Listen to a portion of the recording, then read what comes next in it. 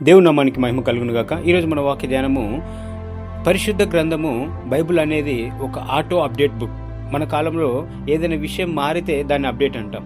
అంటే ఇదివరకు ఉన్నది పోయి కొత్తగా దాంట్లో ఏదైనా ఫీచర్స్ కానీ ఏదైనా యాడ్ అవుతే దాన్ని మనము అప్డేట్ అంటాం. లేదంటే టెక్నాలజీ మారుతుందంటాం, ట్రెండ్స్ అంటాము, జనరేషన్ మారుతుందంటాము, యాప్స్, సాఫ్ట్వేర్ వీటన్నిటిని అప్డేట్ చేస్తూ ఉంటాం. కానీ జీవితాన్ని అప్డేట్ చేసేది ఏదైనా ఉందా అంటే అది బైబిల్ మాత్రమే, పరిశుద్ధ గ్రంథం మాత్రమే. ఒకసారి ఆలోచించండి, 1000 సంవత్సరాల క్రితం రాయబడినటువంటి బైబిల్ ఈ రోజు కూడా మన జీవితాలతో ఏ విధంగా మాట్లాడుతుంది? ఇదే బైబిల్ యొక్క అద్భుతం. బైబిల్ మనిషి మాట కాదు, అది దేవుని వాక్యం. అందుకే దేవుడు సృష్టిగా చెప్పాడు, ఈ గ్రంథంలోని మాటలకి ఏది కలపకూడదు, ఏది తీసివేయకూడదు. అట్లాంటిది ఏమి కలపకుండా ఏమి తీసివేయకుండానే అది ఆటో అప్డేట్ ఏ విధంగా అవుతుంది?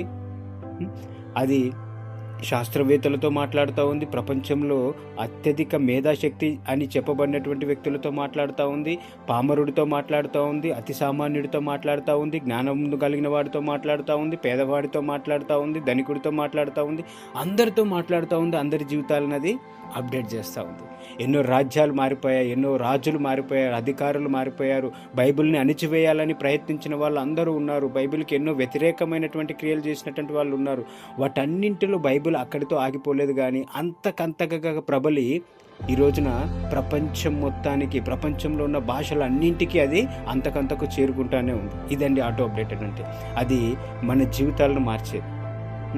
ఇంకొకటి ఏంటంటే, ఒకవేళ ఉదాహరణకి ఈ రోజుకి దేవుని యొక్క రెండవ రాకడ వచ్చినా కానీ దాని తరువాత 1000 సంవత్సరములు జరగబోయేటువంటి విషయాలు కూడా బైబిల్లోనే రాయబడి ఉన్నాయి. అంటే ఇంకొక నెక్స్ట్ 1000 yearsకి కూడా జరగబోయేటువంటి విషయాలు బైబిల్లో చెప్పబడింది. అంత ఆటో అప్డేటెడ్ బుక్గా ఉంది అది.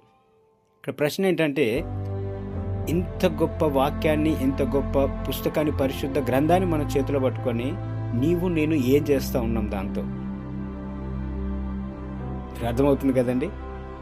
దేవుడు చెప్తున్నట్టు కదా, ఆకాశము భూమియు గతించిన కానీ నా మాటలు గతింపవు. సో ఇంత గొప్ప పుస్తకాన్ని మన చేతిలో పెట్టుకొని మనం ఏం చేసేటువంటి వారిగా ఉంటున్నాం? మనల్ని మనం స్వపరీక్ష చేసుకునేటువంటి వారిగా ఉందాం. దేవుడి ఇచ్చిన మాటలు మనకు ఆశీర్వాదకరంగా చేయనుగాక. ఆమేన్.